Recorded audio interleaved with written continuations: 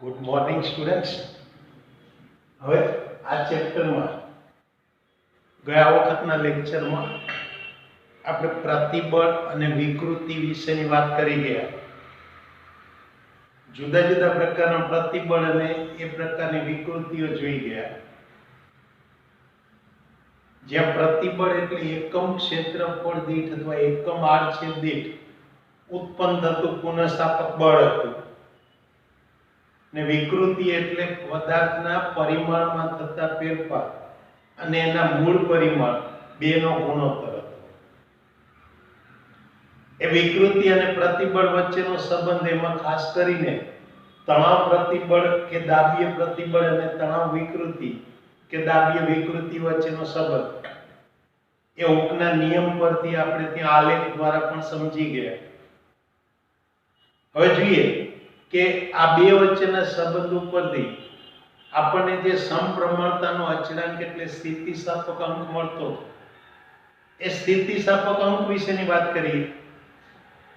તે સ્થિતિસ્થાપક અંકમાં આપણે જોઈ શકીએ કે જે રીતે વિકૃતિઓ ત્રણ પ્રકારની મળતી હતી: સંગત વિકૃતિ, કદ વિકૃતિ અને આકાર વિકૃતિ. તે રીતે અહીંયા આગળ આપણને સ્થિતિસ્થાપક અંકો પણ ત્રણ પ્રકારના મળે, અને ત્રણેય પ્રકારના અંકોને આપણે અહીંયા આગળ જોઈ શકીએ. તો સૌથી પહેલા તો અહીંયા આપણે કહી શકીએ કે પ્રતિબળ અને વિકૃતિ વચ્ચેનો સંબંધ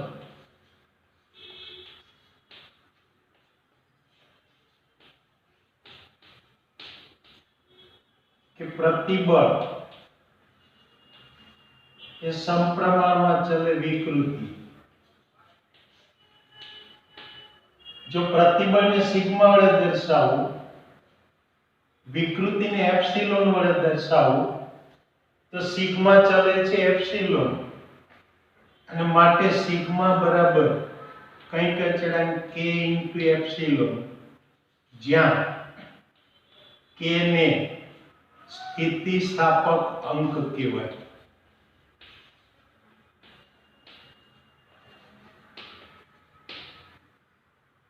તો અહીંયા આપણે જોઈ ગયા કે આ k એટલે કે સ્થિતિસ્થાપક અંક, એના એકમ અને પરિમાણ વિશે વાત કરી ગયા. ફરીથી જોઈ લઈએ કે એના એકમ એટલે ન્યૂટન પ્રતિ મીટર સ્ક્વેર અને પરિમાણ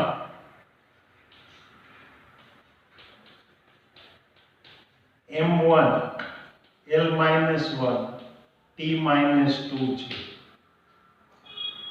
હવે જે પ્રકારની વિકૃતિ ઉત્પન્ન થતી હોય એ પ્રકારનું ત્યાં પ્રતિબળ ઉત્પન્ન થાય, અને એને અનુરૂપ જે કંઈ આગળ આપણને સ્થિતિસ્થાપક અંક મળે એને આપણે જુદા જુદા નામ આપીશું.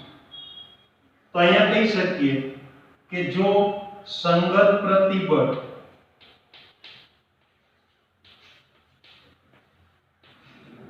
અને સંગત વિકૃતિ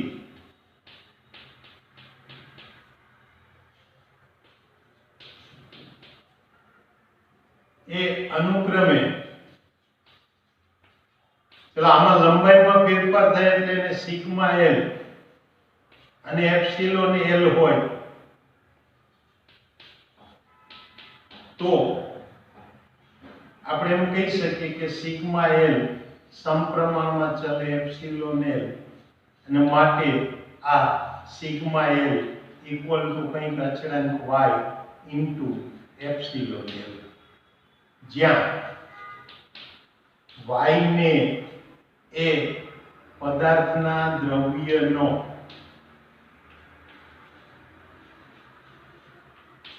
યંગ મોડ્યુલસ કહેવાય.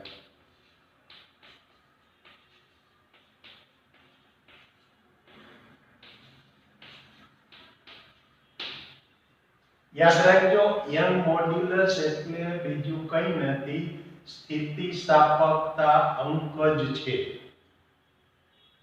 પણ એક વિશિષ્ટ પરિસ્થિતિનો કે જ્યારે તણાવ વિકૃતિ એટલે કે સંગત વિકૃતિ અને સંગત પ્રતિબળ હોય એ વખતે જે સ્થિતિસ્થાપકતા અંક મળે એ અંકને આપણે નામ આપીશું યંગ મોડ્યુલસ. અને પરિણામે અહીંયા આગળ હું આમ લખી શકું કે y બરાબર સિગ્મા L અપોન એપ્સિલોન। હવે જો પુનઃસ્થાપક બળ F હોય, આડછેદનું ક્ષેત્રફળ A હોય તો સિગ્મા L બરાબર F અપોન L A। તો અહીંયા જ્યારે સંગત વિકૃતિની વાત કરીએ તો લંબાઈનો ફેરફાર ડેલ્ટા L હોય, પ્રારંભિક લંબાઈ L હોય તો અહીંયા વિકૃતિની જગ્યાએ ડેલ્ટા L અપોન L અને પરિણામે y માટેનું એક સામાન્ય સૂત્ર મળે કે F L upon A delta L। આપણને યંગ મોડ્યુલસ માટેનું એક સમીકરણ મળે। આમાં જો પ્રારંભિક લંબાઈ જાણતા હોય, ઉત્પન્ન થતું પ્રતિબળ જાણતા હોય, આડછેદનું ક્ષેત્રફળ અને લંબાઈનો ફેરફાર જાણીએ તો એ દ્રવ્યનો યંગ મોડ્યુલસ શોધી શકાય। સામાન્ય રીતે આપણે જોઈ શકશું કે જેમ યંગ મોડ્યુલસનું મૂલ્ય વધારે તેમ એ દ્રવ્યની સ્થિતિસ્થાપકતા વધારે।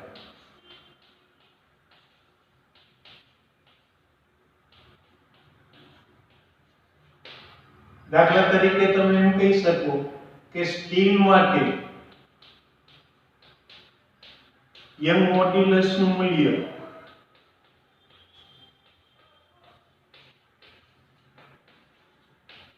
એ એલ્યુમિનિયમ માટેના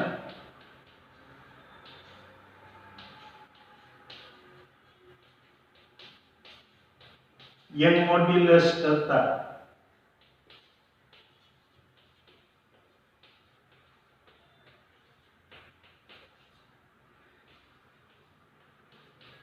વધુ હોય છે અને માટે અહીંયા કહી શકાય કે તેથી સ્ટીલ એ એલ્યુમિનિયમ કરતા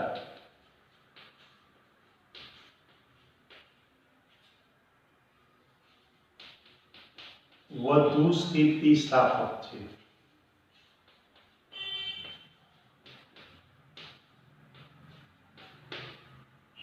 એનો અર્થ એ કે આપેલા વિરૂપક બળ વડે જે વિકૃતિ એલ્યુમિનિયમમાં ઉત્પન્ન થાય એના કરતા સ્ટીલની અંદર એ વિકૃતિ ઓછી ઉત્પન્ન થાય।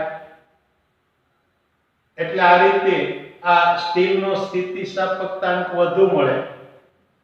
પરિણામે અહીંયા જે મોટા મશીન્સ બનાવવાના હોય કે બિલ્ડિંગના જે સ્ટ્રક્ચરો તૈયાર કરવાના હોય એ આરસીસી સ્ટ્રક્ચરની અંદર ત્યાં સ્ટીલના સળિયાઓનો ઉપયોગ કરવામાં આવે છે। કોઈ પણ મકાન બનતું હોય તો એ મકાનની અંદર જ્યારે આરસીસી સ્ટ્રક્ચરમાં એ મકાન બનતું હોય તો એમાં તમે જુઓ છો કે ક્યારેય એલ્યુમિનિયમના સળિયાઓનો ઉપયોગ કરી અને મકાન બનાવવા માટે સ્ટ્રક્ચર તૈયાર થતું નથી। સ્ટીલના સળિયાઓનો ઉપયોગ કરી અને સ્ટ્રક્ચર તૈયાર કરવામાં આવે કારણ કે સ્ટીલ માટે યંગ મોડ્યુલસનું મૂલ્ય વધારે એટલે એની સ્થિતિસ્થાપકતા વધારે છે। એટલે આ યંગ મોડ્યુલસની વાત થઈ। આ પ્રમાણે જો આ પ્રતિબળ એ કદ પ્રતિબળ હોય અને વિકૃતિ એ કદ વિકૃતિ હોય તો એ વખતે જે બને એ અચળાંક મળશે, સ્થિતિસ્થાપકાંક મળશે, એને આપણે બલ્ક મોડ્યુલસ કહીશું। એ જ રીતે આકાર પ્રતિબળ હોય અને આકાર વિકૃતિ હોય તે વખતે મળતો જે કે સ્થિતિસ્થાપકતાંક છે એને આકાર સ્થિતિસ્થાપકતાંક અથવા મોડ્યુલસ ઓફ રિજિડિટી કહેવાય, દ્રઢતા અંક કહેવાય। એટલે હવે અહીંયા આગળ બીજા આપણે સ્થિતિસ્થાપકાંક માટે વાત કરીએ તો કે આકાર પ્રતિબળ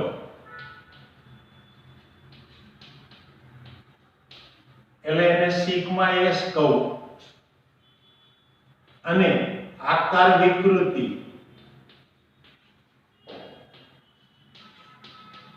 એપ્સિલોન s હોય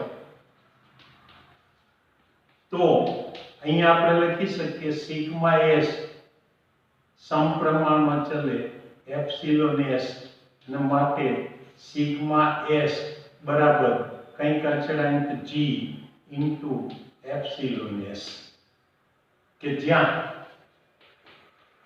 g ને આકાર સ્થિતિસ્થાપકતા અંક કહેવાય.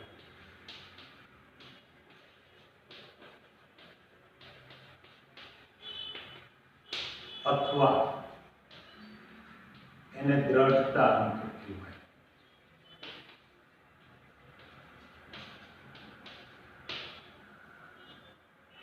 તો અહીંયા તમે જોઈ શકો કે g ઇક્વલ ટુ આપણને મળશે sigma s upon epsilon s. પર સિગ્મા s એટલે તો બળના છેદમાં ક્ષેત્રફળ, પુનઃસ્થાપક બળના છેદમાં ક્ષેત્રફળ. તે એપ્સિલોન s એટલે કે આકારમાં થતો ફેરફાર ડેલ્ટા x અપોન એની લંબાઈ l. એટલે આને આપણે આમ પણ લખી શકીએ fl upon a delta x. અહીં આપણે જોઈ ગયા કે ડેલ્ટા x અપોન l બરાબર થીટા. ચલો આ કિંમત મૂકીએ તો આપણે કહી શકીએ g equal to f upon a into theta. એટલે ડેલ્ટા x અપોન l બરાબર થીટા, એટલે એક કિંમત મૂકીએ અને તો માટે કહી શકાય કે આ sigma s equal to g into theta. અહીંયા જોઈ શકાય કે સામાન્ય રીતે આકાર સ્થિતિસ્થાપકતા એ દ્રવ્યના યંગ મોડ્યુલસ કરતા ત્રીજા ભાગનો હોય. એટલે કે અહીં આપણને માહિતી મળે કે સામાન્ય રીતે કોઈ પણ દ્રવ્ય માટે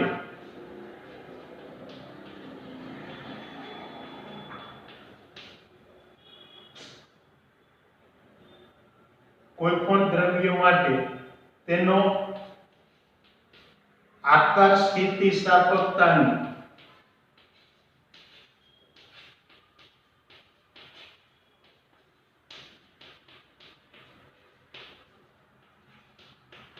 તેના યંગ મોડ્યુલસ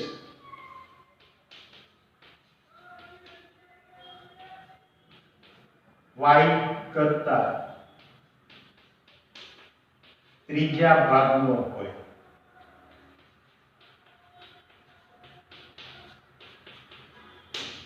એટલે કે તમને y equal to 3 times g મળે. આનો અર્થ એ થયો કે આપેલા પ્રતિબળ વડે તમને આકારની અંદર થતો ફેરફાર એ જોવા મળે એ યંગ મોડ્યુલસ કરતા પણ ઓછો. હવે જો અહીંયા આગળ યંગ મોડ્યુલસની કિંમત વધારે હોય તો એમાં જે પેલી સંગત વિકૃતિ આવે એના કરતા પણ અહીંયા આકારની વિકૃતિ તો આપણને એના કરતા ઓછી મળશે. પરિણામે તમે સ્ટીલના સળિયા કે સ્ટીલના મશીન્સ લો તો એના સ્થિતિસ્થાપકતા અંક એટલે યંગ મોડ્યુલસ વધારે હોવાથી આપણે અહીંયા કહી શકીએ કે એમની અંદર આકાર વિકૃતિ કે પેલી સંગત વિકૃતિ નહીવત આવતી હોય, પ્રમાણમાં ઓછામાં ઓછી આવતી હોય. અને આટલા માટે જ આ સ્ટ્રક્ચર માટે અથવા તો પેલા મશીન્સ માટે આપણે સ્ટીલનો ઉપયોગ કરતા હોઈએ છીએ. હવે જે રીતે આકાર પ્રતિબળ અને આકાર વિકૃતિ લીધા એ જ પ્રમાણે હું કદ પ્રતિબળ અને કદ વિકૃતિ લઈ શકું. તો અહીંયા આગળ જો કદ પ્રતિબળ એને સિગ્મા v કહું અને કદ વિકૃતિ એ એપ્સિલોન v હોય તો આપણે લખી શકીએ કે સિગ્મા v સમપ્રમાણમાં ચલે એપ્સિલોન v.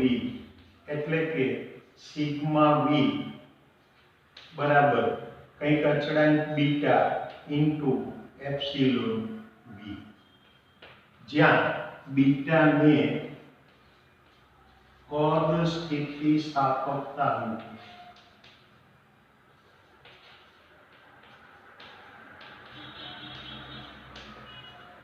એટલે કે બલ્ક મોડ્યુલસ કહેવાય.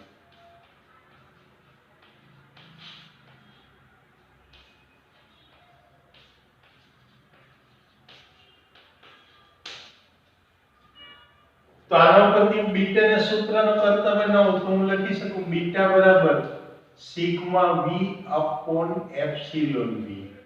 પર સિગ્મા વી એટલે તો f અપોન a, એપ્સિલોન વી એટલે કદનો ફેરફાર છેદમાં કદ. અહીંયા આગળ જ્યારે કદ સંકોચન થાય કે કદ પ્રસરણ થાય ત્યારે જે બળ લાગવાનું એ સપાટીને લંબરૂપે હોય, એટલે કે ત્યાં પુનઃસ્થાપક બળ પણ સપાટીને લંબરૂપે હોય, એટલે એ જે પ્રતિબળ છે એ સપાટીને લંબરૂપે હોવાથી એટલે કે અહીંયા કદના સંકોચન કે પ્રસરણ વખતે પ્રતિબળ એ સપાટીને લંબ હોવાથી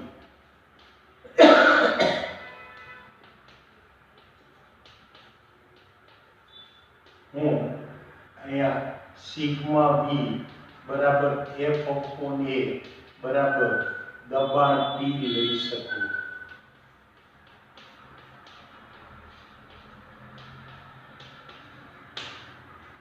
અને પરિણામે અહીંયા લખી શકાય કે બીટા બરાબર p ના છેદમાં ડેલ્ટા v અપોન v એટલે કે pv અપોન ડેલ્ટા v. એટલે આ કદ સ્થિતિસ્થાપકતાંક અથવા બલ્ક મોડ્યુલસ મળે.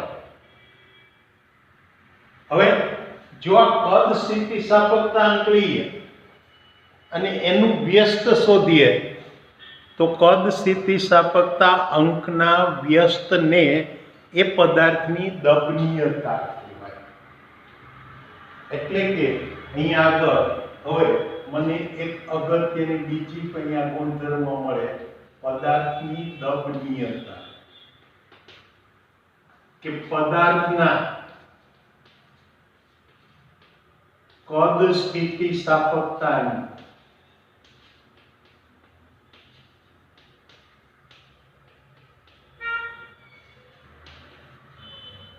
એના વ્યસ્તને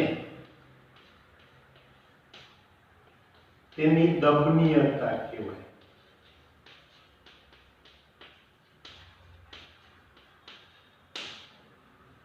એટલે આ રીતે દબનીયતા એટલે કદ સ્થિતિસ્થાપકતા અંકનું વ્યસ્ત છે. આનો અર્થ એ કે જો મારે પદાર્થની દબનીયતા જોઈતી હોય તો એ દબનીયતા એ મારે કદ સ્થિતિસ્થાપકતા અંકનું વ્યસ્ત લેવાનું. એટલે હવે જો હું દબનીયતાને k વડે દર્શાવું માટે કહી શકાય કે દબનીયતા k બરાબર 1 upon બીટા, અને માટે k ઇક્વલ ટુ અહીંયા લખી શકાય કે 1 ના છેદમાં બીટા એટલે કે delta v upon p del into v. અહીંયા તમે જોઈ શકો કે દબાણ વધારો ત્યારે કદમાં ઘટાડો થવાનો, બહારથી તમે એના ઉપર દબાણ વધારો ત્યારે કદમાં ઘટાડો થાય, અને માટે અહીંયા આ દબનીયતા ઋણ કહેવાય. એટલે કે પદાર્થ પર બાહ્ય દબાણ વધે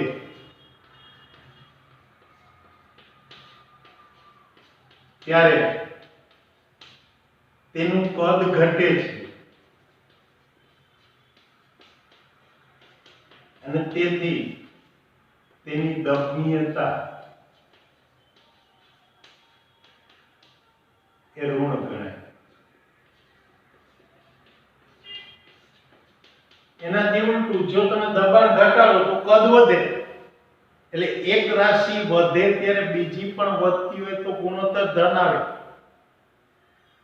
એક ઘટે ત્યારે બીજી પણ ઘટતી હોય તો પણ ગુણોત્તર ધન આવે, પણ એક રાશિમાં વધારો થાય ત્યારે બીજી રાશિમાં ઘટાડો થતો હોય, અથવા એકમાં ઘટાડો થાય ત્યારે બીજામાં વધારો થતો હોય તો એ ગુણોત્તર આપણને હંમેશા ઋણ મળે, અને માટે અહીંયા દબનીયતા ઋણ ગણાય. એટલે કે માટે હું આમ લખી શકું k - delta v upon p into v.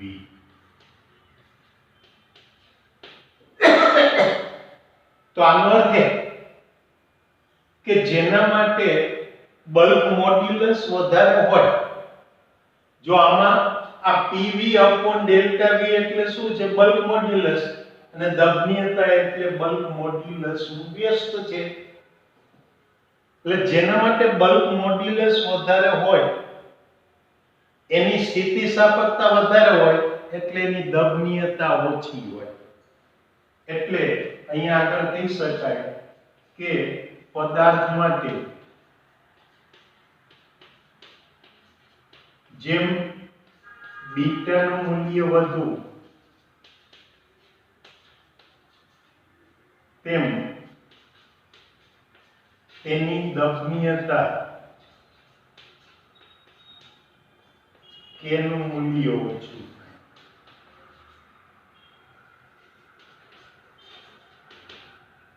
એટલે આ રીતે આ દબનીયતા અને બલ્ક મોડ્યુલસ એકબીજાના વ્યસ્ત પ્રમાણમાં હોય, અને પરિણામે આપણે જ્યારે પણ આવા કોઈ મોટા બિલ્ડિંગના સ્ટ્રક્ચર ને વગેરેની વાત કરતા હોય તો એની અંદર આ બધા સ્થિતિસ્થાપક ગુણધર્મોનો આપણે ધ્યાનમાં લેતા હોઈએ છીએ.